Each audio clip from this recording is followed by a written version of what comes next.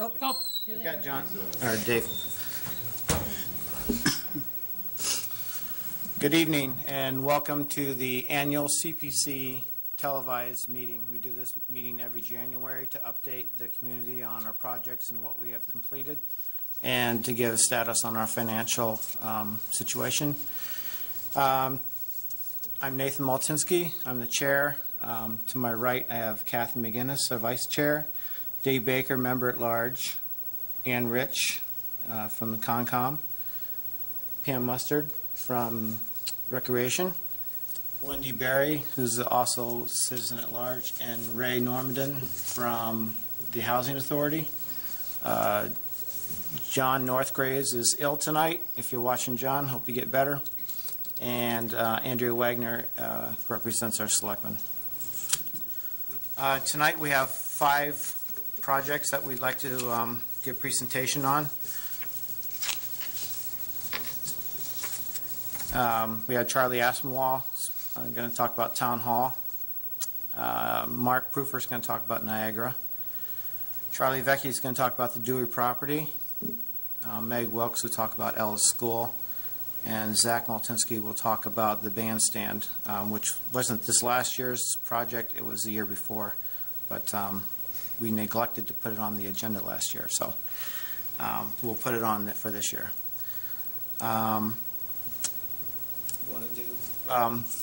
Wendy's filling in for John for financial, so Wendy Berry is going to give our financial status for the CPA. So what we're going through is the kind of our free cash, our available funds, and our different buckets that we appropriate things for. And reserve for open space, we have $27,892.55. Reserve for historic resources is $11,761.37. Reserve for community housing, $31,018. Budget reserve, $80,000, and then undesignated fund balance is $117,738.76 for a total of $268,410.68. Okay, I'd like to also add on that. We have 2 properties that we have short-term debt interest on, and one would be the Dewey property. That property we purchased for $300,000, and we've made 3 payments on that of $60,000 each per year, and we have 2 more payments due on this property. With interest, the first year was $3,450 in interest. The second year was $2,760 in interest, and this year was $2,070 in interest. So we have $122,000 roughly to pay on that property. Also, we did do a 20-year bond on the restoration for Town Hall, which is a total of $450,000, and that will go to 2035. I anticipate that we will pay this off ahead of time. But we have this Dewey property and other projects that we'd like to fund, so it's tying up some of our money right now. But that principal payment is $22,500, and with the interest of $13,500, totaling $36,000 for the first year. And that first payment will be made next year, fiscal year 2016. Or 2 years, actually. Okay, Charlie, if you'd like to take the podium. We're going to start with Charlie Aspinwall on the Town Hall Memorial Building Restoration, which is the project budget was $450,000. Good evening. First, I'd like to thank the committee again for its support of the project. It really came at an opportune time because it not only helped get the project done, it helped get other projects done in lieu of this, because then we could put taxation towards some other projects like local roads, et cetera. So again, thank you to the committee. Thanks to Ms. McGinnis for putting us on to the history of some other towns doing this. And allowed us to explore doing it here. Going back to 2002, the town did an assessment of all its town-owned buildings, and one of the things that was recommended was this project. So it was 12, 13 years ago, and we were not able to fund the entire project all at once because it was so expensive. The work that was recommended was repointing the brick around the entire building, replacing brick that had failed, and then panelizing showing the water table. That's another improvement that was made around the entire building. And then also the panels that you see above the windows were formerly wood, in many places rotted, and some places it fell off. And that was all replaced with either aluminum panel or PVC, so it's free of maintenance for a very long time. The amount of money that most recent projects, this is also showing the new treasurer's drop box that was installed, and it's been heavily used already, so it's a good thing. It's also showing the brackets along the backside of the near emergency management offices, and it's showing the clean brick where formerly was black. The stains were black on that brick. The entire project consisted of the recent appropriation of $450,000, of which that funded a contract of $387,165 to Chapman Waterproofing. And when we bid this out, we bid it, the contractor had to be historical masonry specialist. We didn't want to get just a low bid. It was a very qualified firm. There were very qualified firms that bid on the project. They had to meet certain criteria set by the state to be classified as historical masonry specialists. And then also we paid for the design, which was $42,000. Again, you can see in the front of the building which was, is it 1913, I believe? Yes. You can see the water table restored, the brick is clean. You can see on the right-hand side where that's generally where the wreaths go. There were pins put in so that we could properly support the Christmas wreaths annually. The contractor was very good to work with, worked out very well. The architect did a great job, and it really was a very good project for the town. Again, and even going back in time, the other contractor that worked, ESR, did a very good job as well. There were previous appropriations in 2006, going back, and then also to 2010. So we've chipped away at this project over the years, and the amount of money that the committee approved and that town meeting approved really put us over the goal line, so to speak, and got the project done. Did you run into any problems during this process? No. Or unforeseen? There was some unforeseen. There was one change order that we had to approve because there was under that water table there's rebar in that concrete, and as water did get in there, water when it forms rust when it's inside a concrete will expand and causes cracks. So there were more cracks in the water table than we had anticipated, and that did necessitate a change order. But and that was an unforeseen condition. But other than that, the project worked. All the projects, the 3 different projects that we did, worked out very well. And you can see new flashing in the above the corbels. The corbels still have to be painted. That's one thing that we haven't finished. There is other amount of money held back from the contractor to get those painted in the spring. That's the only wood left in the building that we have to paint, besides the front doors. You ran a little short on weather and time for that. Right. There is lead paint on it, and you have to go through paperwork, and the workers actually have to get blood tests. They get their blood tests done before they do the work, and then after they do the work now with the new lead law. So we ran out of time to do that, but it'll be done in the spring. Mm-hmm. Well, that's great. Well, I think they did an excellent job, and the building really does look nice. And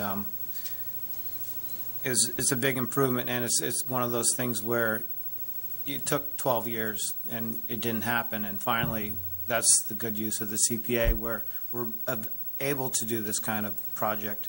I know that Needham redid their town hall in the center, and I think they spent $15 million, $15 million, and they bonded a lot of that. all of it, They bonded all of it. on the CPA, right? But they added on to the back of the building. They restored one room inside to the original condition, Right. and it's beautiful. If anybody is in Needham and wants to go through there, I walked through it a couple times. Did a very nice job. Great. Well, thank you, Charlie, for Thank you. coming in And tonight. again, thank you very much for your support. Next on our list, we have Mark Proofer, who's going to give an ongoing update on Niagara. Some of the money that was appropriated for Phase 3 was actually not used, what we're showing tonight. A little bit was used for tonight's presentation, but part of it was Phase 2, mostly the exterior, which everyone can notice. So, Yeah, thank you. Hello, everybody. Happy New Year. Before I start on Niagara, I'd like to say, this building it looks so good. And finally, I feel like there's a center to Millis, with the work that's going on at the with the library and Niagara and this building. It seems like it's cohesively coming together. And the retail work there next to the library as well. And once the police station goes in, I think it'll be great to conclude the Centennial Park part of downtown Millis. As Nathan said, the Niagara has been another project that's been completed over time. The most recent work has been the exterior envelope, which is finished, albeit two elements. One is the hose tower, which is on the north side, not on this elevation, on the opposite side. And that hose tower is going to be completed in this next round. And as is there's a awning over the side entrance where the ramp is, that's similar to the front bracketed awning there. So we just purchased the brackets, which had to be fabricated, and those will go in soon with the roof identical to what's going on at the front of the building. On the interior, where we just are kicking off getting the heating system work going. We had a couple of false starts with some of this work with the public bid process, trying to get bidders and so forth is difficult, especially for a small historic project like this. So it seems as though that work is going to happen soon now, as is the insulation at the perimeter, at the envelope, on the interior side of the envelope. And then the interior finishes can be done once that work is concluded. And that would end sort of the construction part of the project, and we'll start exhibits, because downstairs, as some of you know, will be a fire museum housing the pumper, the two pumper tubs, sorry, it keeps making noises, and also other historic memorabilia, helmets, fire buckets, and axes and things like that would be on display. And then upstairs we'll have a meeting room open to the public for various occasions. So that's all very exciting. You want to touch on these stairs? Yeah, I'm sorry. That's I just brought a it good up. point. The stairs were completed Last year. at the same time as the exterior work was being done, albeit they were done independently, not in that same contract. Actually, we got these done through the valuable work and donation of the regional technical school. And so, and they did a great job. They finished the risers and treads at the other stair, the original stair in the middle of the building. And then that's that picture there. And then the rough stair, which is a second means of egress at the rear, internal to the building. So, and that we, if we had to contract for that, it would have been a lot of money. So we were lucky enough to get their volunteer labor on that.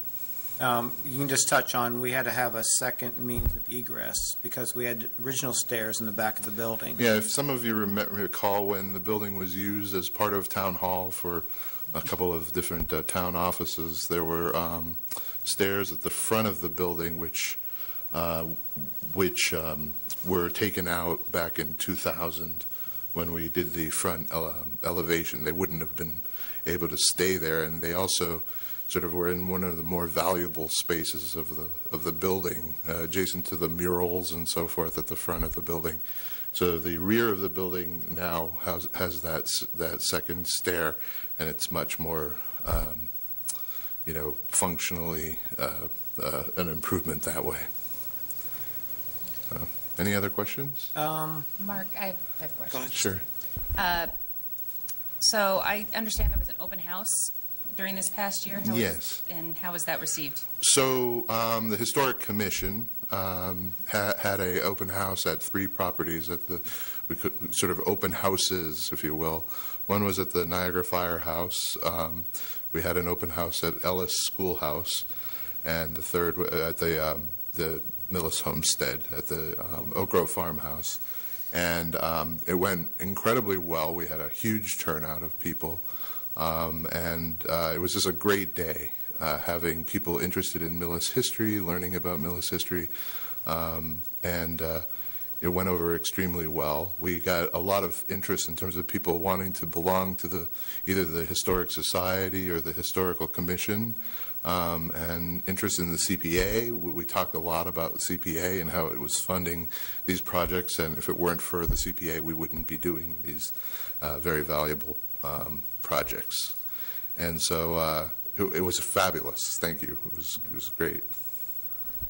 I believe we had over 200 people at each location that day. Yep. And the newspaper picked it up and was nice enough to advertise it, and a lot of interest. It was a great day. It was great publicity for the town in general, and just the turnout and the children that were there and old alike. So it was great. What's the plan? You talk about the fire museum. Like, what's the expected kind of hours? How would the public access that? So we're going to have to create, like a lot of towns do, a Friends of sort of organization for the firehouse, and probably for some of these other things like the Ellis Schoolhouse and so forth, if that project goes forward, where there'll be a group of concerned citizens who would oversee I think at some point that building, the Niagara, will come off of the rolls for maintenance even for the town, and be the responsibility of this new nonprofit organization that would run the firehouse. Still citizen-owned, still owned by the town of Millis, but run by concerned citizens. So it would probably be on an appointment-only type of basis, and then it would be open at certain occasions, like when there's a fire muster. Recently, we had Touch a Truck. I don't know if some of you are familiar with that, where the little kids get to see all of the various fire engines and other kinds of trucks that the town owns, bulldozers and stuff like that. And so we brought out both of the pumper trucks, and they were on display, and the kids could ring the old bell, and so that was a great occasion as well. But those, we would probably have those out at certain occasions and have open houses again, and have the museum open at those times. Mm-hmm. I think that's good. I just good? want to update that Charlie and I are working on getting the heat, another bid for the heat right now for Niagara, because the Right. The last bid we had came in at twice what I had gotten an estimate for, so, So one of the things that we could work on as a town is trying to lobby, I guess, our bigger government up in the State House to try to get around the public bid laws for some historic and small projects, because the prevailing wage rates and some of the insurance requirements and other things are somewhat prohibitive for the kind of contractors that are interested in that scale of project, and also the historic work as well. It comes in at a higher ticket value. So, lobbying the State House to try to create maybe two scales of project, or various scales of project for those kind of regulations would be great, in my opinion.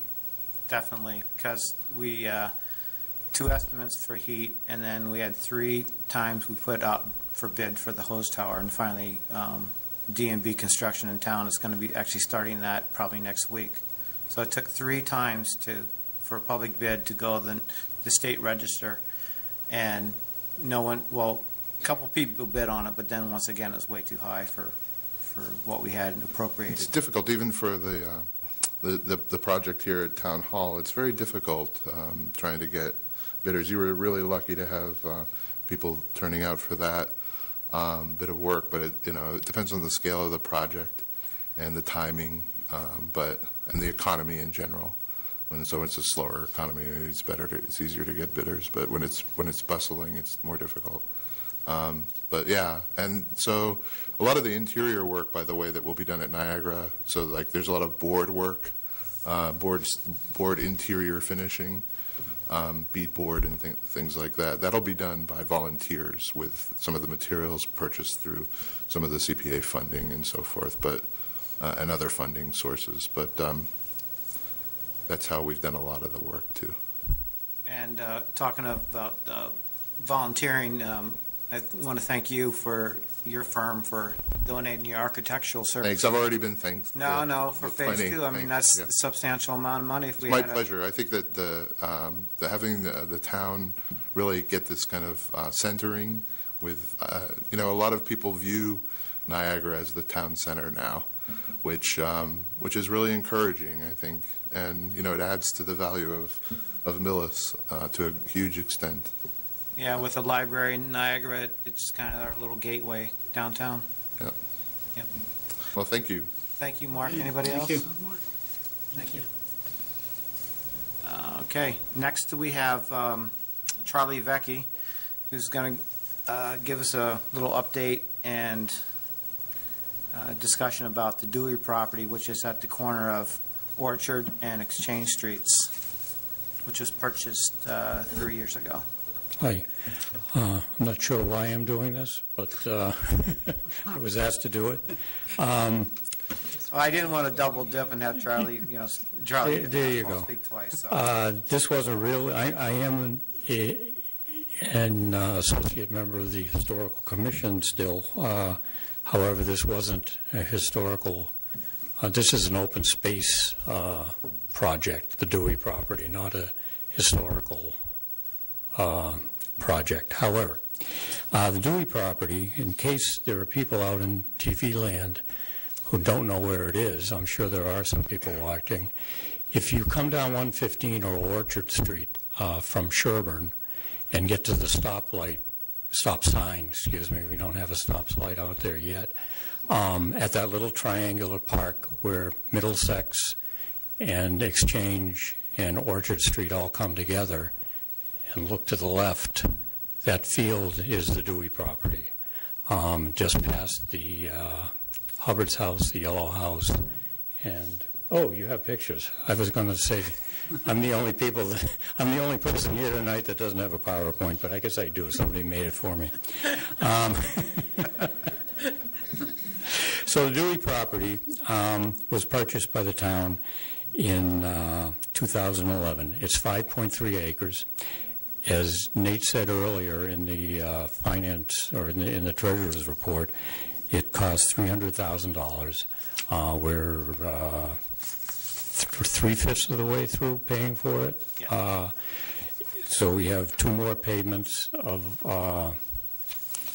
$60,000 plus interest to go, and then we own it outright. The field, when we did buy it, had been plowed up. It has now been put back and seeded for hay. I don't know, I think somebody hayed it this year. Matt Mayo. Yeah, Matt Mayo hayed it. That may or may not be its ultimate use. The property was bought with the restrictions that it would be used for passive recreation, meaning things like walking or snowshoeing or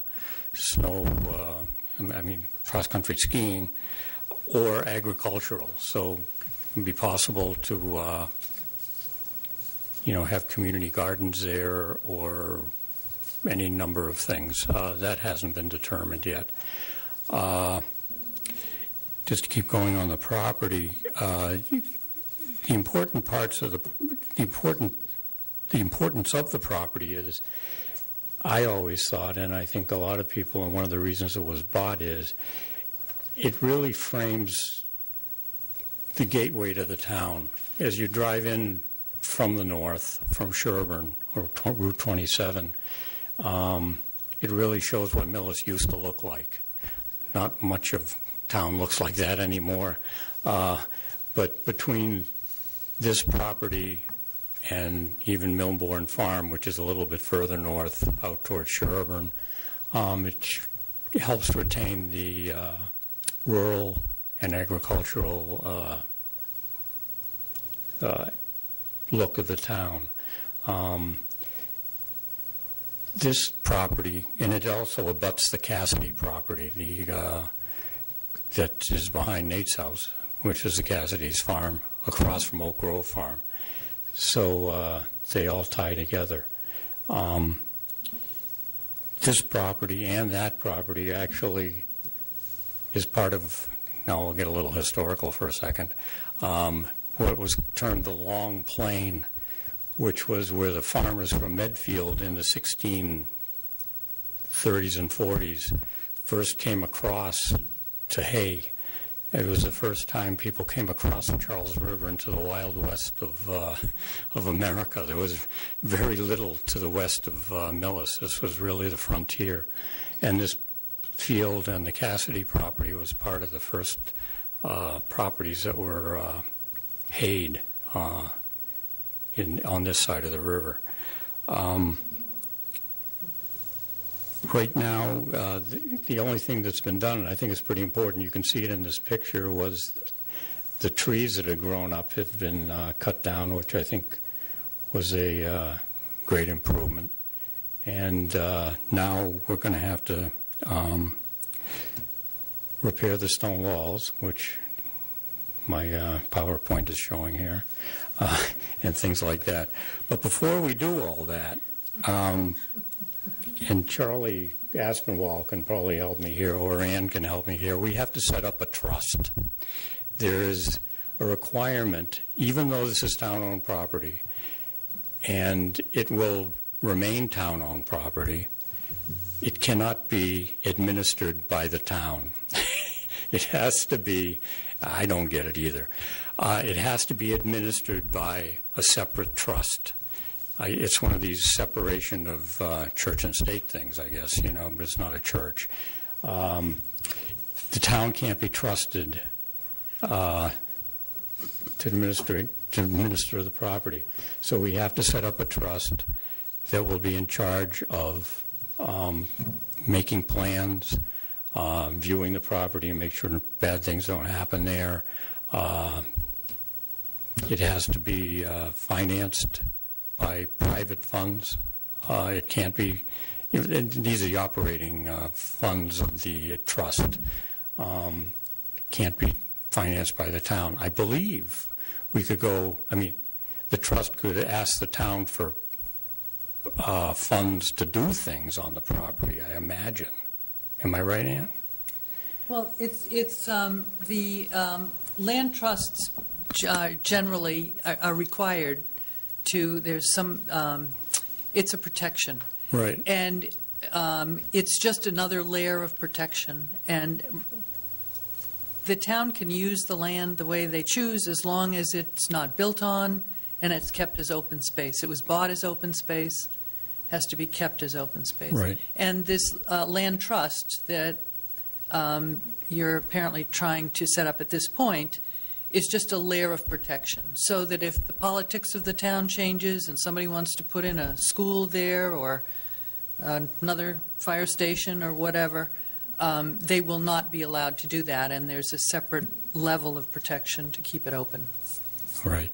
So it can be used for open space, recreation, haying. It's beautiful the way it is. Right.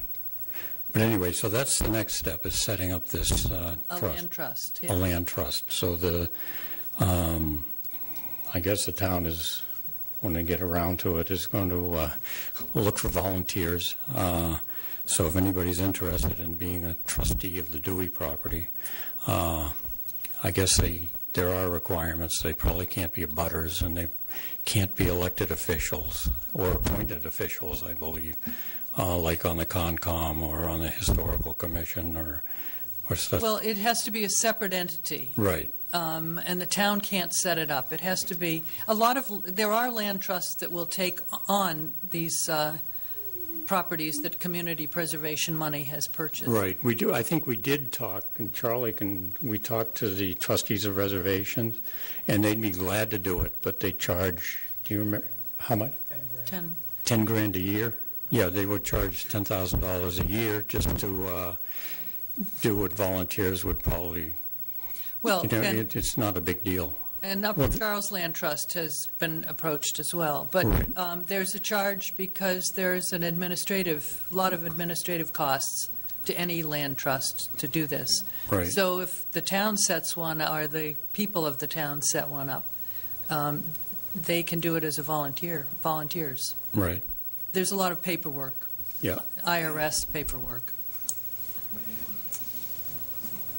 So anyway, that's the next step that has to be done. Ann told me that of all the open space in the state, very few towns have managed to do this yet. So it's sort of one of those situations. But eventually, the state will probably come down and say, "You got to do this." I think the state is trying to address it because Yeah. it is a problem.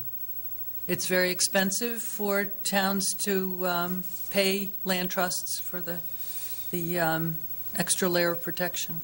Yep. So I'm not quite sure how it's all going to play out, Yeah. but it's coming to a head soon, I think. Right. Having said that, I think we can probably do it for little or no money. I mean, the people, like I can feel the people moving around in their seats saying, "Here comes another expense." I don't think it's going to be a huge one, and it's probably going to be volunteers. Anything else? No, I think you covered it. I think it's good. Okay. Great. Thank you, Charlie. Mr. Chair.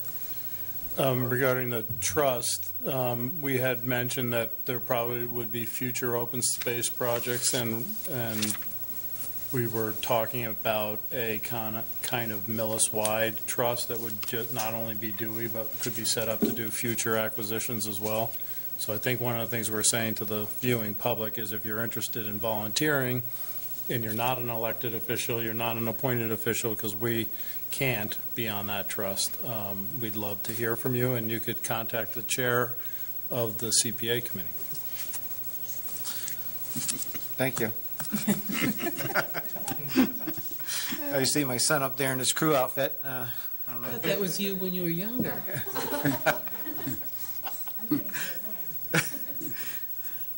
What's Yes. next? Yeah, this whole thing with the third party, I understand it, but the state didn't make it easy, and it's not cheap, and and talking to Medway, and they have like 3 or 4 properties, and they haven't done anything yet. And Stuart Sagnor from the coalition has said that, the state's going to start cracking down on it, but they don't make it easy, and spending that kind of money, $10,000 a year. No, it's not a year. Oh, just for It's a setup? one-time One time. fee. Well, it's still a lot of money, So, we'll see what happens here. Meg is setting up her PowerPoint. She did on. She can get it. Stand? Got two more. Meg is going to speak on Ellis School. Oh, no.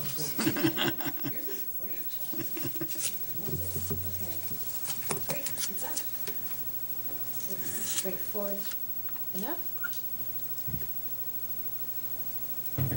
All right. So I'm presenting on the Ellis School, and we have received two grants from the CPC to total $25,000 in 2013 and one in 2014. And this is going toward a feasibility survey of the historic structure itself to see what shape it's in and to see involving input from the town and from not just the town committees that we will be talking with, but also the public. We would like to be part of decision-making in this process to see how we might be able to take this project forward to a complete refurbishment and reuse of this space as an educational facility, as a house museum, as an art exhibit or a music place, that type of thing, and a public resource. These are just, I'm going to go pretty quickly through these slides. You on the committee have seen all these. I presented them last year. But this is a little bit of the history of the schoolhouse itself. When it was built in 1849, it is on the National Register for Historical Places, which is good in one sense because it enables us to pursue some special opportunities for funding outside of the CPC, which we are intending to kind of look in all directions to see how we can complete this project.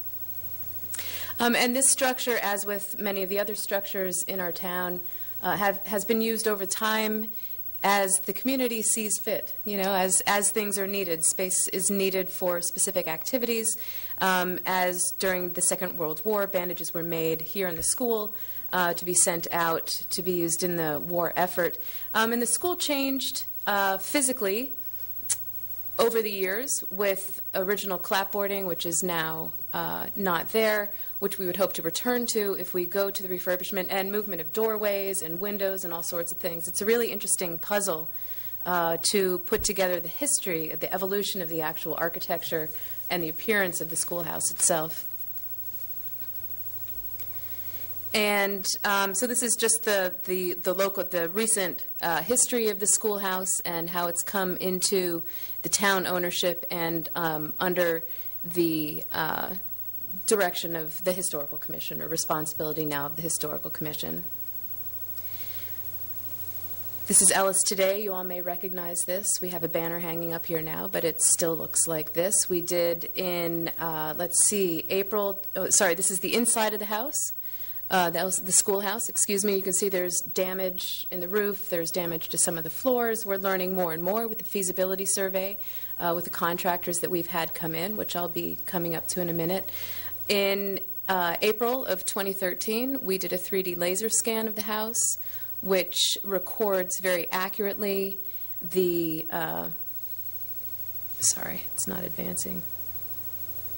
Records very accurately the dimensions and, in some cases, the materials of what exist now in the schoolhouse. I have an animation that I can play later, or you can go to the website of the Historical Commission and you can see the actual animation of that schoolhouse in 3D as it rotates. What's important, too, with the 3D laser scan is we're actually using that work that was done with a volunteer effort in our feasibility survey. So the contractors that we're using now are actually using that data and creating maps, so they don't have to do the measurements themselves to that accuracy. So we've been able to provide them with information that they can use to give back to us in the assessment that they're doing of our structure, which is great.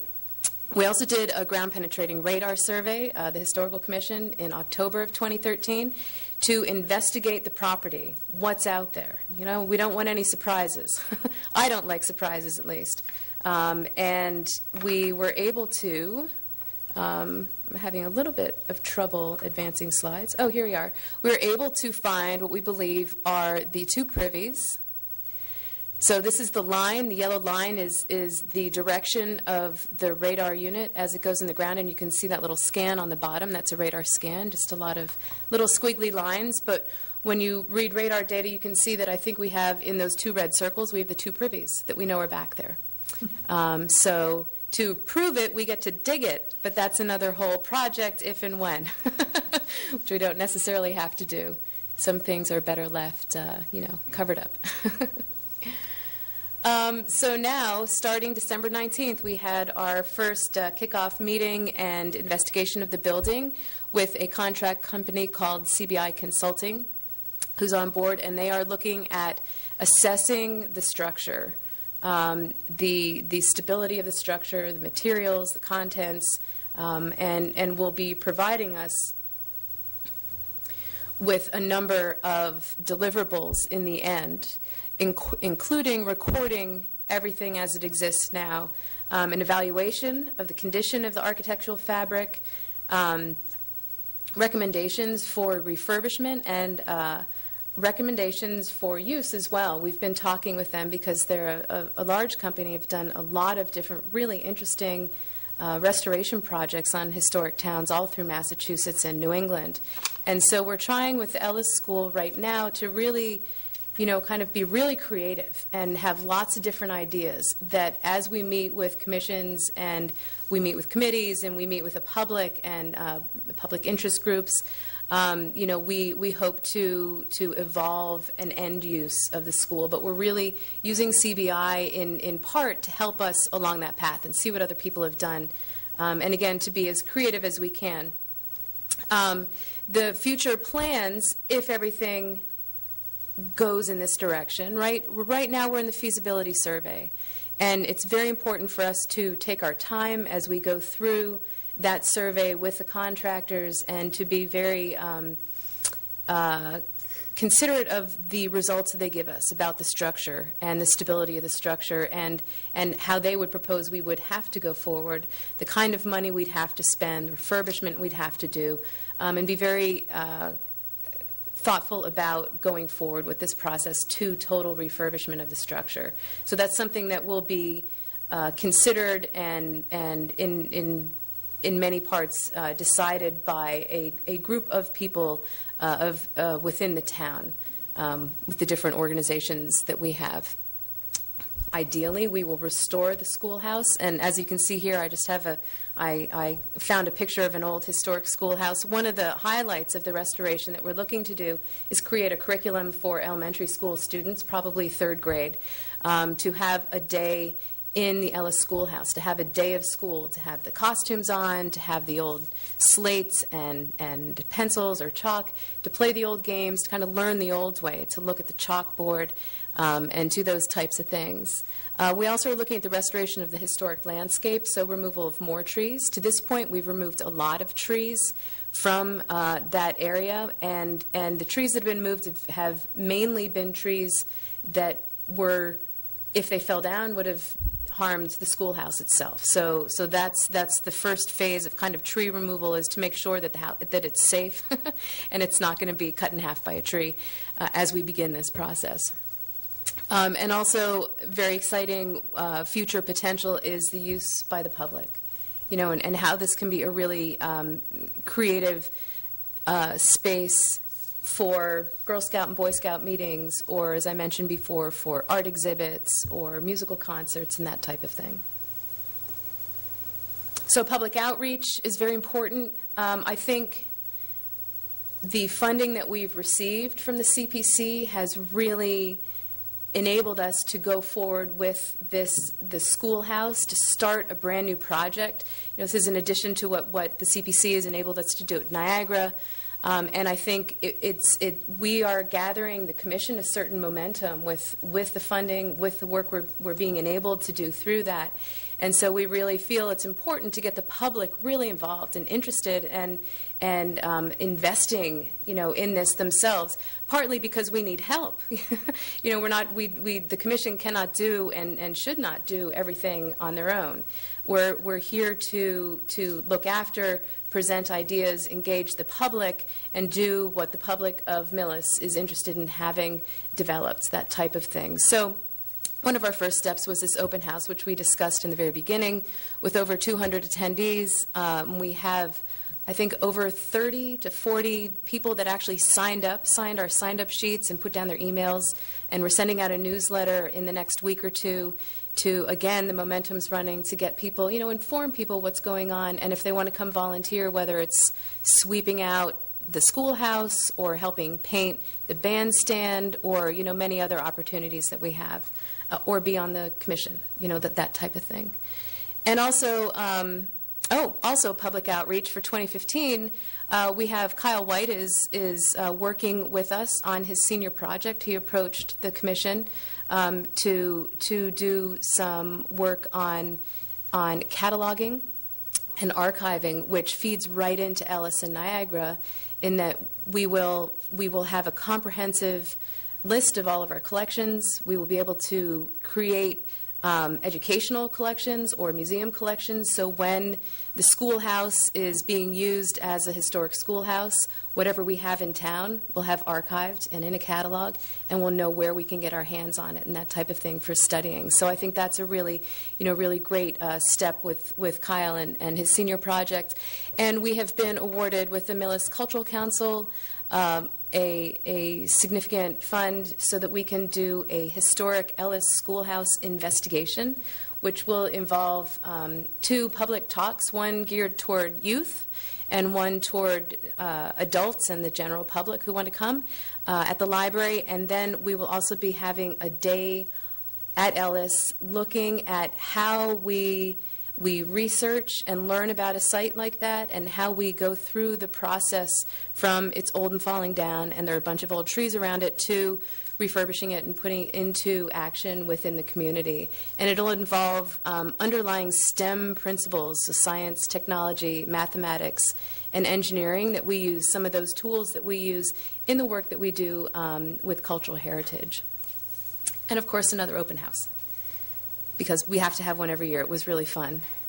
And to kind of conclude things, I think it's really important that we let you know that the finances or the funding that you've awarded for the Ellis Schoolhouse, as well as the other historical commission projects, is enabling us to do this kind of work. And we sincerely thank you, and want to let you know that we are also investigating many other opportunities. We're doing a lot of research this year, this spring, into a variety of opportunities for funding, so that we can find other types of state, local, or federal funding that can help fund the projects that we're proposing and going on. And thank you very much. We're going to get the kids back in the schoolhouse. Great. Great, thank you, Yeah. Meg. That's very well presented. We will have our report next week from CBI on Ellis, our preliminary report. So Great. I just spoke to them the other day, so We'll see. we'll see what the Fingers news is. crossed. Yeah. Are there any questions? No? Okay, great. So the caller has a Zach, do you question. So you Zach want- needs a thing. You need that. You want to go up? Go ahead and go up.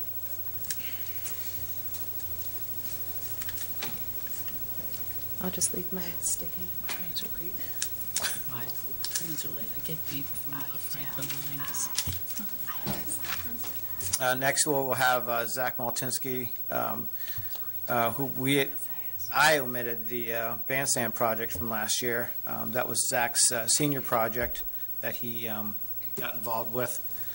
And we had so many things on the docket last year, I just totally forgot about it. So I thought I'd let Zach do his presentation, and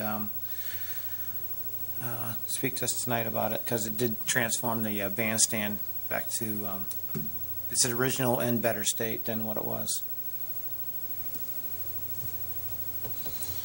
So, Zach's just bringing it up. He has his presentation online.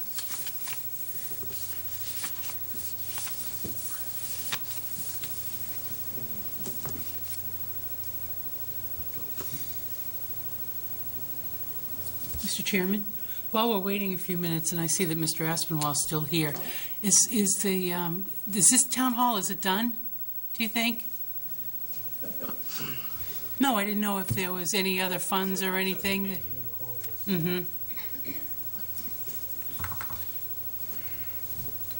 And I think you've done other upgrades too, the boiler and the chiller and all kinds of. What about this desk? I think the prisoners made this, right? Walpole? Yeah. Talented. I think all the tools made it back into the shop. It's not like there's any time constraints. So many jokes about it. No, it's very nice. Yeah, it is. Is this going to stay here, or is it going to, I heard the rumor that it might get moved back to where it was. We're going to try it in different locations. Yeah.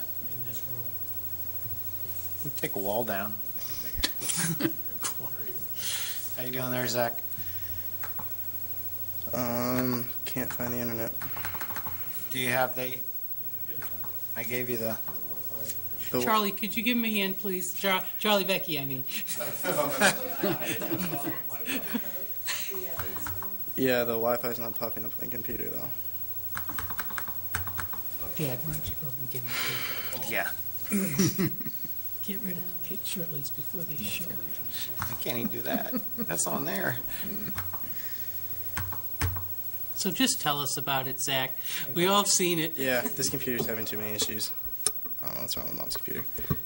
All right, hi, I'm Zach Moltinsky, Nate Moltinsky's son. If I rewind here a little bit to about 2 years ago when I was a senior at Millis High School, I had to undertake a senior project and couldn't really decide what, and then I was talking to my dad about it. The Millis Historical Commission was looking to restore the town bandstand because it had fallen into disrepair. The DPW had come down and boarded it up. They were looking to just tear it down and remove it because it had fallen into such disrepair, but the Historical Commission wanted to restore it and bring it back into its limelight. So I decided that I'd work with them and help restore it over the course of a few months.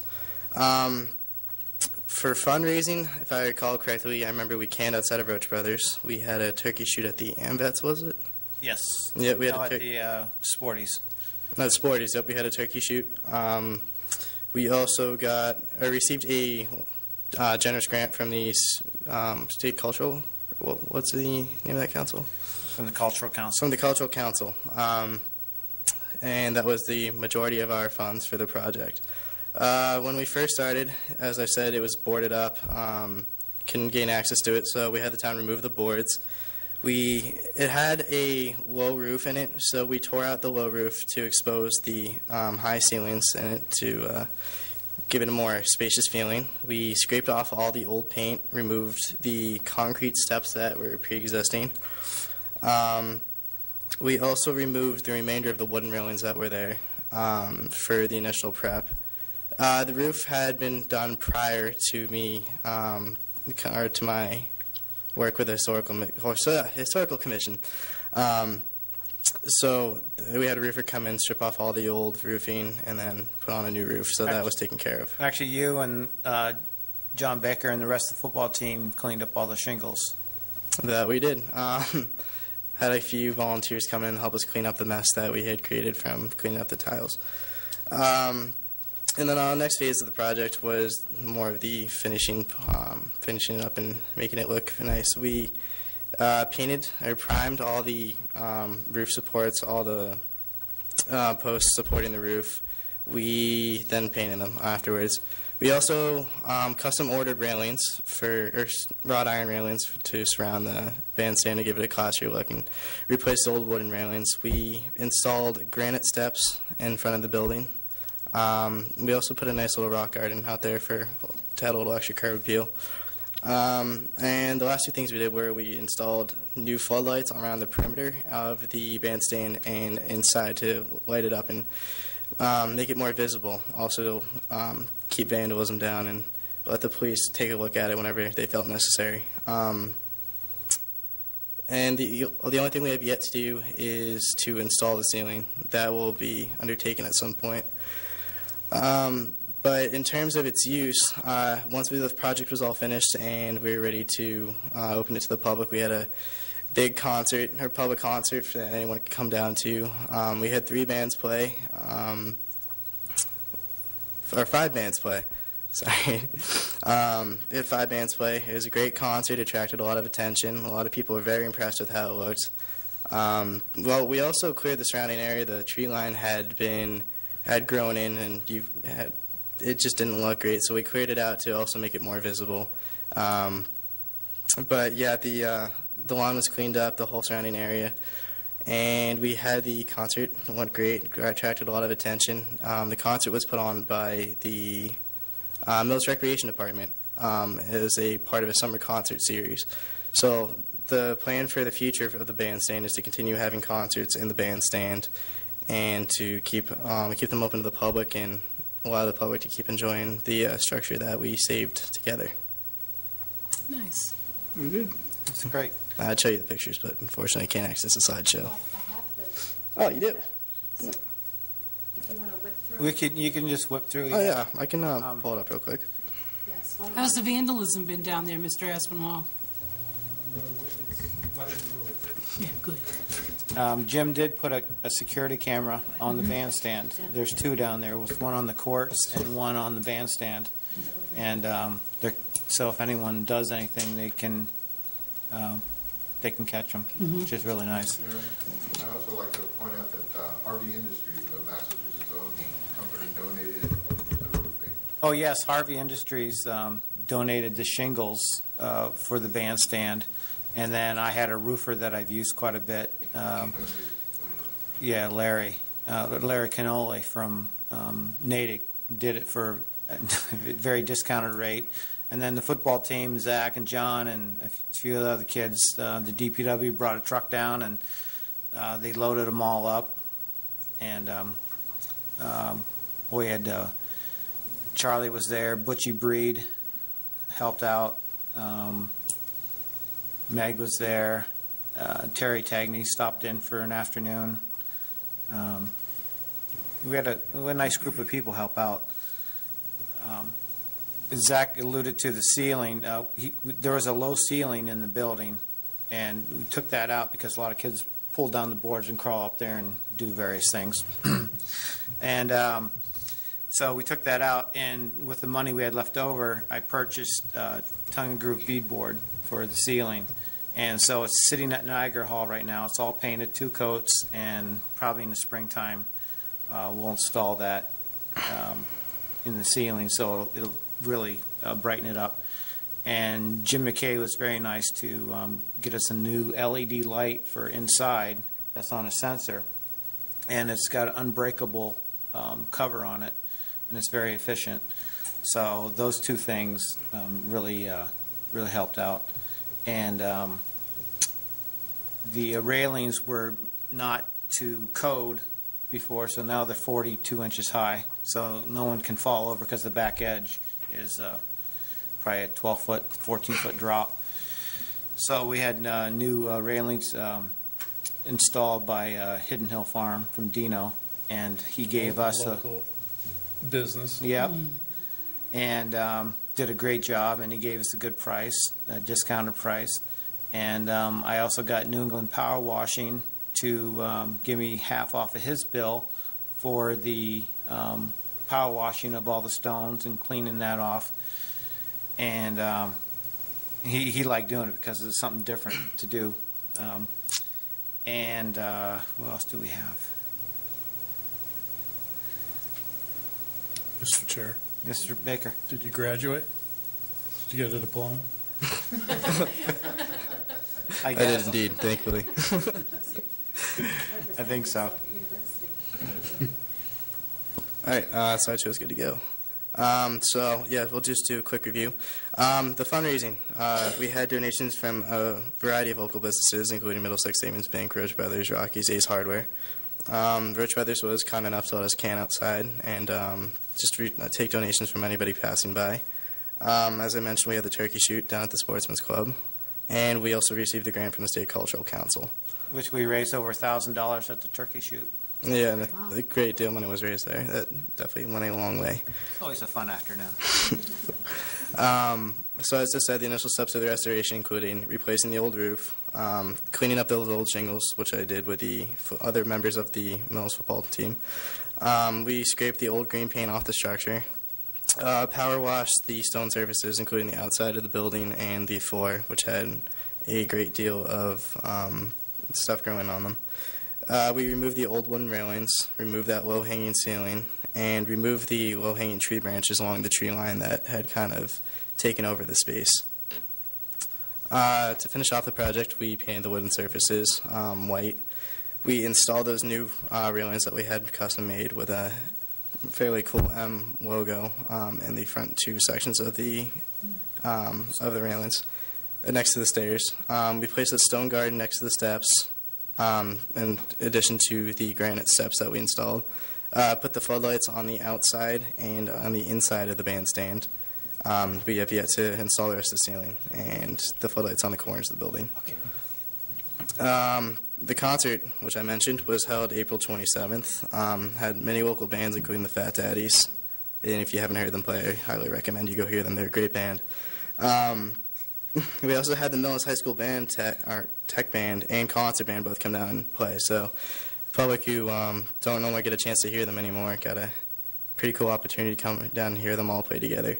We had food and drinks available, face painting and balloon animals for the kids, and that was a huge hit. And can't tell you how many balloon animals I saw walking around.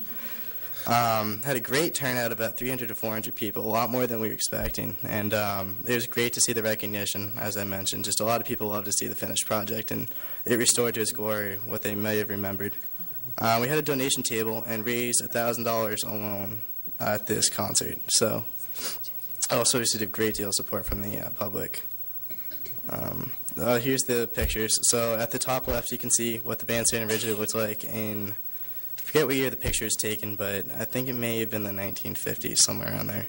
And then the picture adjacent to it is what the bandstand looked like when we started with it. The roof hadn't been done. It was boarded up, as I mentioned.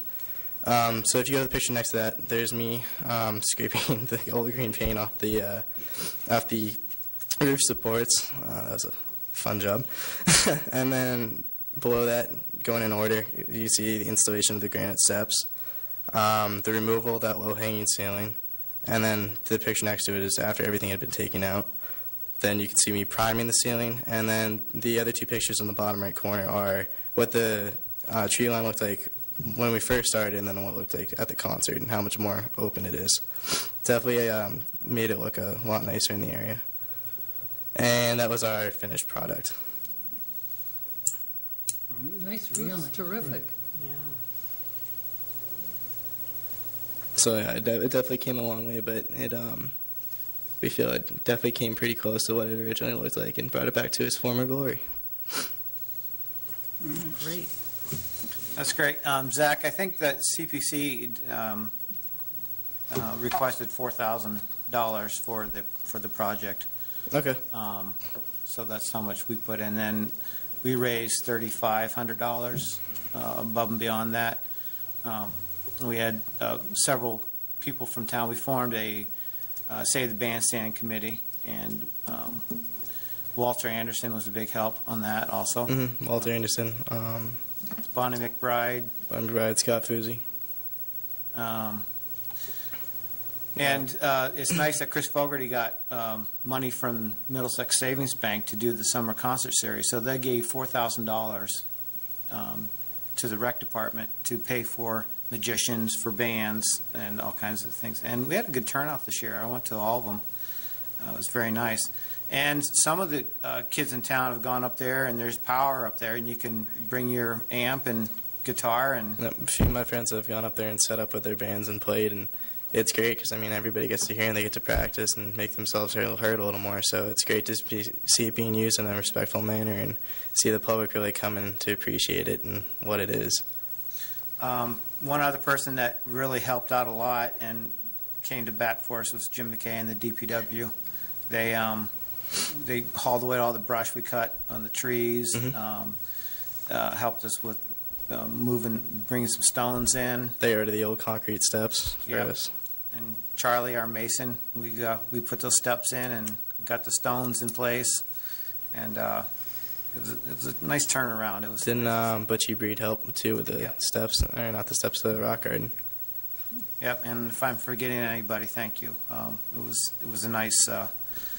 It's total transformation. You look at that building, it's like it's really nice. And as soon as we get the ceiling in, it's even going to make it look better. So thank you. Absolutely. Good job. So I have a quick question. Yes. So if someone was interested in using this, maybe not to go up and plug their soul guitar into, but they wanted to use it for a wider purpose, how would they approach the town to use the bandstand? Yeah, the rec department, I believe. So that someone Yeah. watching might be like, that's a great place for whatever they have planned. No, it is. It's nice because you sit up on the high side and there's plenty of room now. We're hoping to get some picnic tables, composite style picnic tables instead of the regular wood ones, but they're kind of pricey. So I thought, well, it's better to get the ceiling instead of getting the benches. But maybe down the line we get some. But yeah, there is security on there now. Jim has put a new camera up there, so if anybody does anything bad up there, they're on camera 24/7.